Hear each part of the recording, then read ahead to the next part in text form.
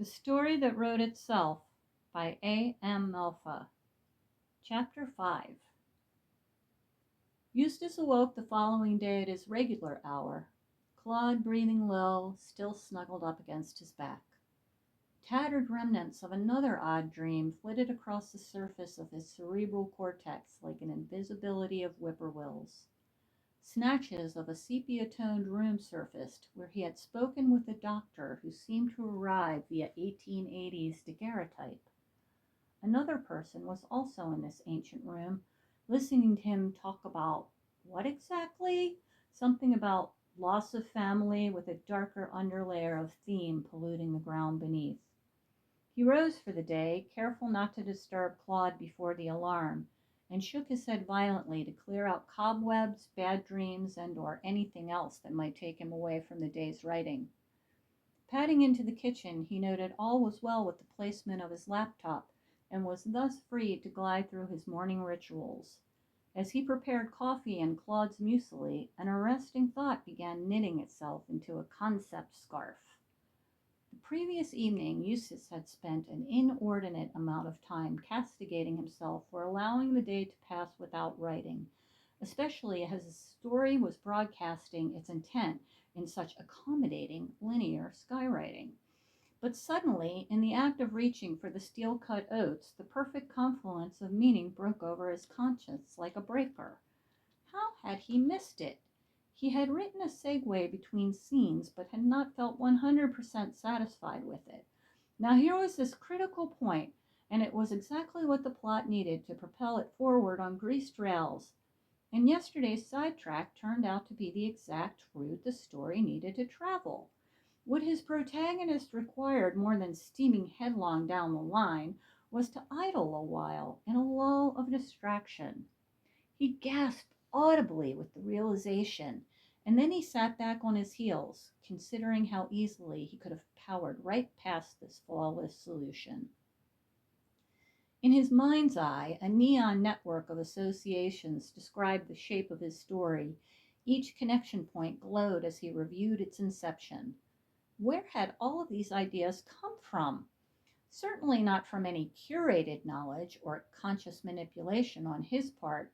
With this miraculous story, he had not once been required to force a sentence, not even a word. Any detail that did not arrive fully realized was easily bolstered simply by looking around his environment or by conducting a lackadaisical romp around the interwebs. Sometimes he would call or text someone, anyone, at random, and find the next step in his story nestled in their response. After Claude left for work, Eustace positively leapt to his laptop, typing into the search bar, quote, "Is finding connections between random events a thing?" End quote. Immediately, a word was displayed in big, bold block letters declaring, apophenia. Eustace spent the next hour corkscrewing down the rabbit hole of schizophrenic personality disorders. A glorious outpouring of new words lit up the screen, a delight for any writer. Words like pareidolia, patternicity, and agenticity. All of these words denoting the various ways that humans will often, through the mechanisms of perception, ascribe meaning to their environment. Eustace read that some evolutionary psychologists had proposed a causal link between human need and instances of apophenic superstition. Let's say, for instance, a group of Homo sapiens, Neanderthal, or other early primitives had been living through a sustained drought. One day, while standing atop a high ridge, a young girl accidentally drops her favored possession, perhaps a polished stone, into the pitiful vestiges of the nearby lake lying far below.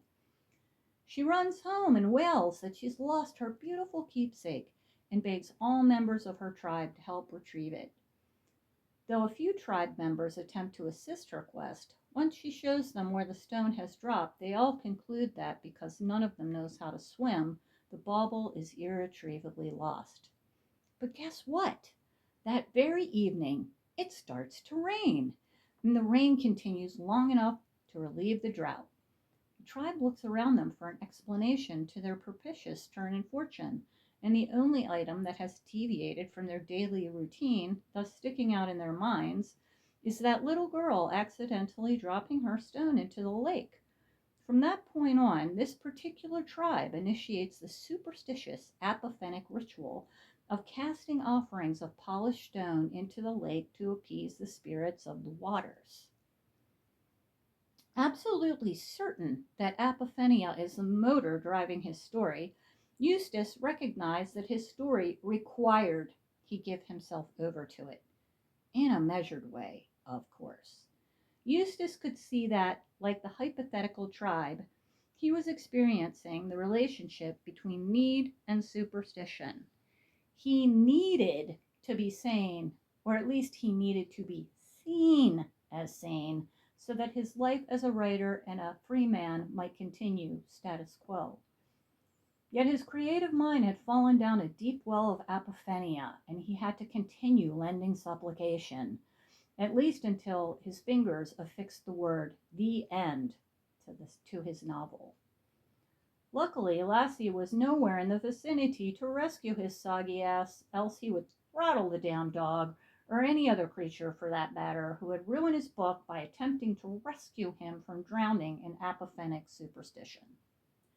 Eustace found himself heartened by the prevailing opinion that apophenia, to some degree, is a common feature of the human psyche in general. It is only in extreme instances that it devolves into a life-threatening condition. Yet to his peril, Eustace glossed over the part that explained when a person convinces himself that apophenia is helping them, it is one of the most critical signs that they are in fact becoming unhinged. Eustace assured himself repeatedly, with varying examples to support his claim, that he was still very much in control of his faculties and nowhere near to the dread mountains of madness. The mountains of madness! Damn! Why did he have to conjure that precise literary association at that precise moment? For, of course, he had had the same thought about his nightmare of 2 nights past, and this had him once again reviewing the few snippets of last night's dream that remained in his forebrain. Turning over the various dream interpretations of the sepia doctor and the other unknown visitor to his nocturnal movie, Eustace opened his story document and turned to gaze out through the living room window, considering the options. Eventually, the story started speaking to him again, the next chapter fully formed and ready to quit his brain for the page. With his fingers hanging poised like a concert pianist above the keys, about to pound out the opening salvo of this next chapter, Eustace's eyes connected to the screen, and what he saw there caused his body to fold in upon itself like a dying spider. Quote, Visitor. The poor Sir Eustace. Yet his hope leads him to think of joys again, and when his earthly visions droop, his views of heavenly kind remain. But whence that meek and humbled strain, that spirit wounded, lost, resigned? Would not so proud a soul disdain the madness of the poorest mind? Physician. No, for the more he swelled with pride, the more he felt misfortune's blow. Disgrace and grief he could not hide, and poverty had laid him low. Thus shame and sorrow working slow, at length this humble spirit gave. Madness on these began to grow, and bound him to his fiends a slave. End quote. Just as a computer that had been forced to the brink of its capacity, Eustace's internal screen went blank. His body slumped forward over the keyboard, face flattening the monitor, and all systems booted down. End of chapter 5.